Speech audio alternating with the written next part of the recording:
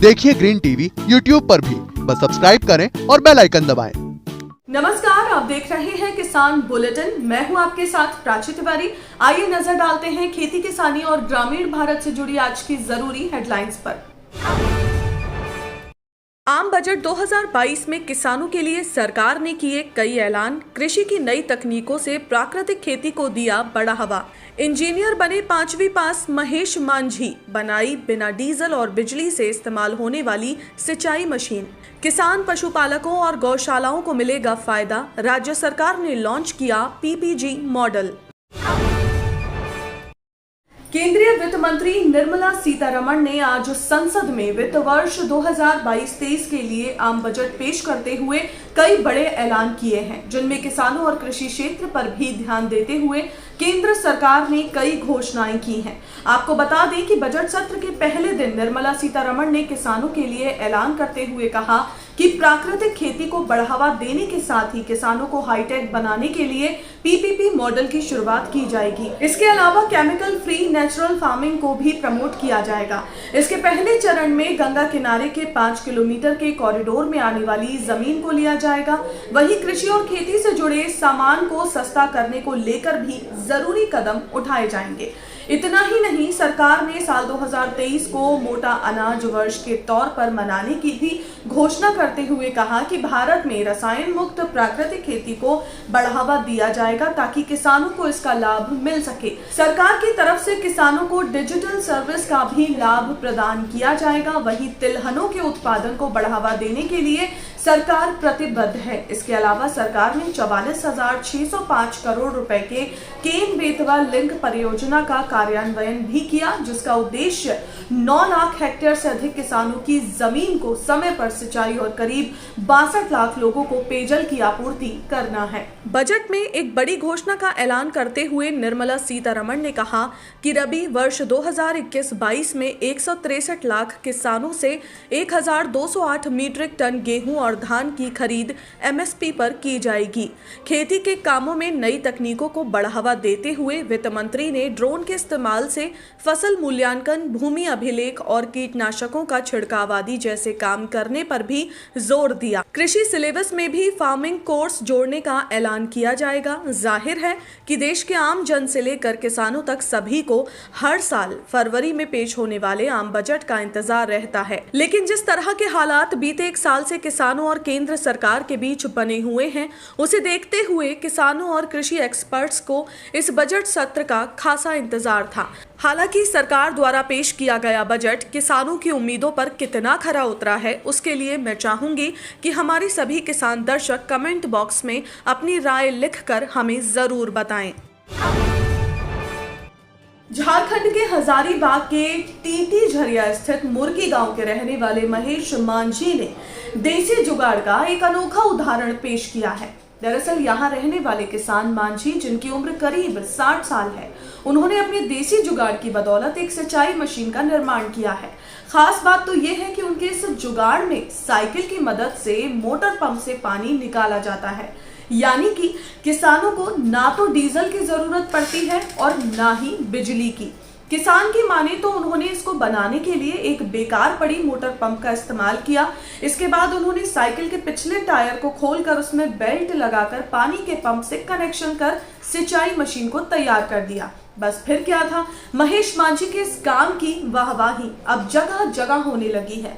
और तो और मोटर पंप से खेतों की सिंचाई के साथ ही घर के कामों के लिए भी पानी की जरूरत में अब महेश को बिजली या डीजल की जरूरत ही नहीं पड़ती है। जानकारी के लिए आपको बता दें कि किसान महेश मांझी एक आदिवासी परिवार से आते हैं, जिन्होंने केवल 5वीं कक्षा तक ही पढ़ाई की है। उसके बाद पैसों की कमी के चलते उन्होंने पढ़ाई छोड़कर खेती और मजदूरी का काम करना शुरू कर दिया। बीते कुछ दिनों पहले जब उनके खेतों के पास मौजूद पंप खराब हो गया, तो उन्होंने देसी जुगाड़ अपनाते हुए साइकिल वाली सिंचाई मशीन का निर्माण कर लिया। अब किसान केवल तालाब में साइकिल वाली सिंचाई मशीन को पैडल मारकर चलाते हैं और पानी खेतों तक पहुंच जाता है। मध्य प्रदेश के किसानों के लिए एक खास खबर है। दरअसल राज्य सरकार द्वारा किसानों को कम से कम रासायनिक पदार्थों का इस्तेमाल करने के लिए प्रोत्साहित करने के उद्देश्य से पीपीजी मॉडल को लॉन्च करने जा रही है। पीपीजी मॉडल यानी कि सार्वजनिक निजी गौशाला मॉडल का उद्देश्य सरकारी और निजी क्षेत्र की मदद से नर्सरी और फार्म को सीधे गौशाला से जोड़ना है, ताकि सभी पशुपालकों और किसानों समेत गौशालाओं को इसका फायदा मिल सके। आपको यहाँ ये भी बता दूं कि पीपीजी मॉडल के तहत किसानों को गौशालाओं से जोड़ा जाएगा और वहां गाय के गोबर और गौमूत्र से खाद बनाकर उन्हें उपलब्ध कराई जाएगी। इससे न सिर्फ रसायन मुक्त खेती की ओर किसानों के लिए राह आसान होगी, बल्कि गौशालाओं को भी आमदनी बढ़ाने में मदद मिलेगी। इस योजना का ऐलान करते हुए राज्य के कृषि मंत्री कमल पटेल ने कहा कि हमारा कृषि विभाग पशुपालन विभाग के साथ मिलकर रिसर्च करके प्रदेश की गौशालाओं को आत्मनिर्भर बनाएगा। पब्लिक प्राइवेट गौशाला मॉडल में भी सरकार शामिल होगी, ताकि गौशालाओं को सुचारू रूप से चलाया जा सके। सरकार ये सुनिश्चित करना चाहती है कि किसानों को सस्ती और अच्छी गुणवत्ता वाली जैविक खाद मिले, ताकि वो कीटनाशकों और रासायनिक उर्वरकों का इस्तेमाल कम कर दें।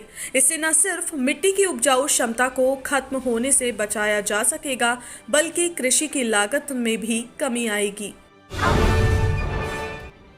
तो ये थी वो खबरें जिन्हें हमने आपको बताया विस्तार से, लेकिन इसके अलावा खबरें और भी हैं, तो आइए नजर डालते हैं बाकी की खबरों पर भी।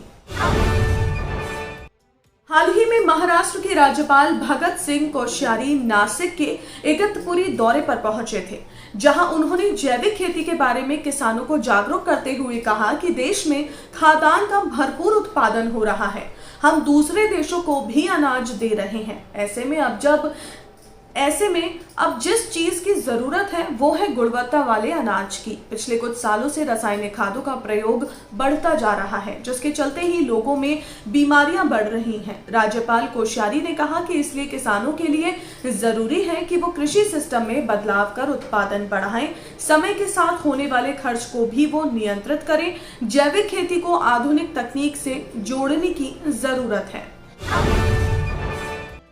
केंद्र सरकार व पंजाब हरियाणा के किसानों के बीच चल रही तकरार अब भी जारी है। संयुक्त किसान मोर्चा ने केंद्र सरकार को फिर से आंदोलन शुरू करने की धमकी दे दी है। आपको बता दें कि अभी बीते दिन ही किसानों द्वारा सरकार के विरोध में विश्वासघात दिवस मनाया गया था। इस दौरान संयुक्त किसान मोर्चा ने कहा कि अगर सरकार पिछले साल दिसंबर में किसानों से किए गए वादों को पूरा नहीं करती तो वो अपना आंदोलन फिर से शुरू करेंगे। वहीं एसकेएम ने भी आरोप लगाया है कि सरकार ने एमएसपी पर एक समिति गठित करने और प्रदर्शनकारियों के खिलाफ मामलों को वापस लेने समेत किसानों से किए गए किसी भी वादे को पूरा नहीं किया है। एसकेएम ने कहा कि अगर सरकार अपने वादों से मुकरती रही तो किसानों के पास आंदोलन फिर से शुरू करने के अलावा और कोई विकल्प ही नहीं बचेगा।